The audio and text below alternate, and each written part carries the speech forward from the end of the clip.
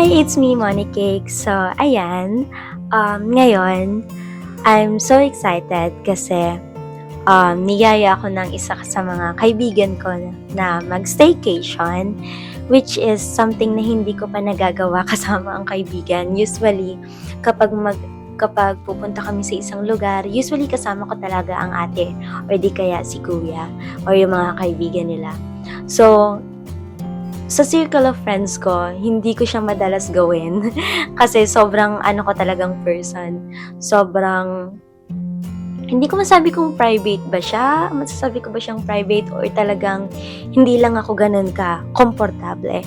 So niyaya niya ako, sabi ko after such a long time na hindi ko siya nakasama, parang I think ito yung best time din na makamusta siya, malaman kung anong nang ginagawa niya sa buhay niya.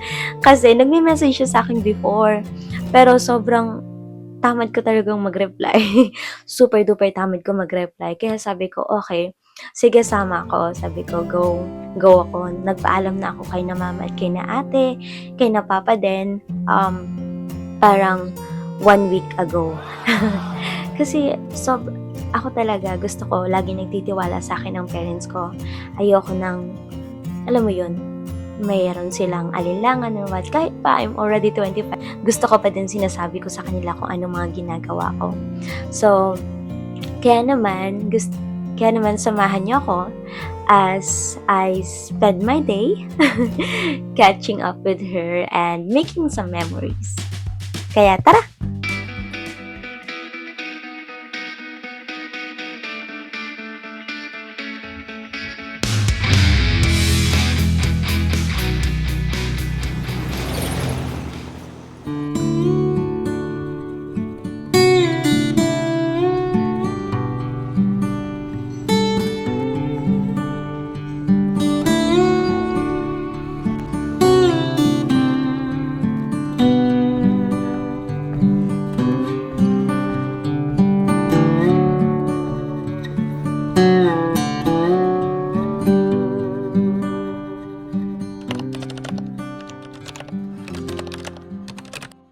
Know you've been a good friend, and that's in the thick and thin, and I know it's never gonna end, 'cause you've been a good friend.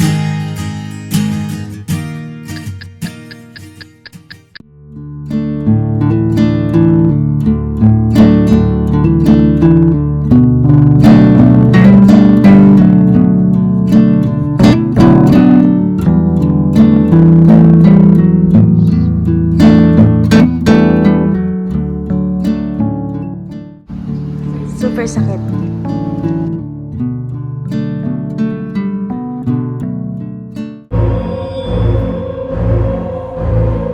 Gaya. Wala.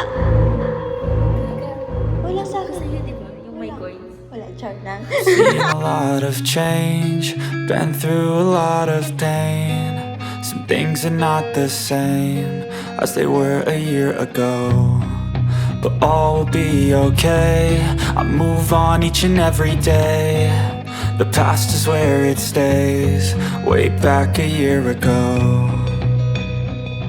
I've changed for the better this time.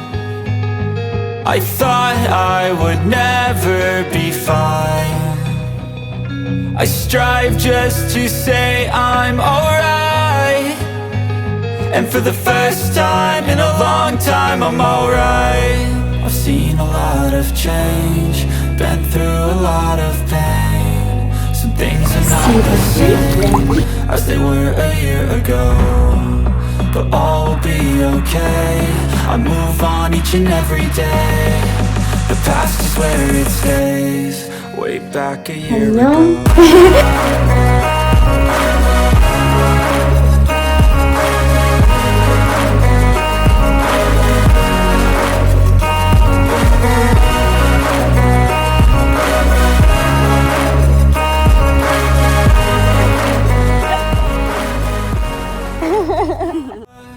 I've seen a lot of change, been through a lot of pain. Some things are not the same as they were a year ago.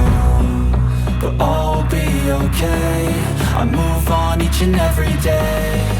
The past is where it stays. So ayun nga, nakipagkita ko kay Jane. Ilang years na kasi kami hindi nakikita, parang simula pagka-graduate pa ng elementary. Siyempre, gusto ko ding malaman kung anong ginagawa niya, kamusta na siya sa ilang years na hindi kami nagkita. Tapos alam nyo, habang kakwentuhan ko siya, natutunan ko sa kanya na wag kang matakot sumubok ng bago. Kasi minsan tayo pa mismo yung pumipigil sa sarili nating pag-unlad kasi dahil takot tayo, minsan dahil komportable na tayo kung nasaan tayo ngayon, which is habang kausap ko siya, doon ko talaga na-realize na masayang pala kung hindi mo binibigyan ng pagkakataon yung sarili mo na matuto or mag-grow. Kaya, ayun, kung may mga bagay kang gustong subukan mo. At least, nasabi mo sa sarili mo na ginawa ko to. At the end of the day, wala kang pagsisisihan. Life is too short para pagsisihan yung mga bagay na hindi mo nagawa. Tapos, ayun, mas na-realize ko din na mas maraming nagtatagumpay na sipag, tiyaga, at lakas loob lang ang puhunan. Kaya, I hope na pareho tayong mag-grow. Hindi lang sa mga buhay natin o kung ano mga pinagkakabisihan natin, lalong-lalo na sa career. Kasi ito yung pinakampuhunan natin. Kaya, sana, katulad ko, is matuto tayong mag-grow at itry talaga natin yung mga bagay na hindi pa natin natatry. Kung natatakot ka man ngayon, samahan nyo ako. Sabay-sabay tayong mag-try.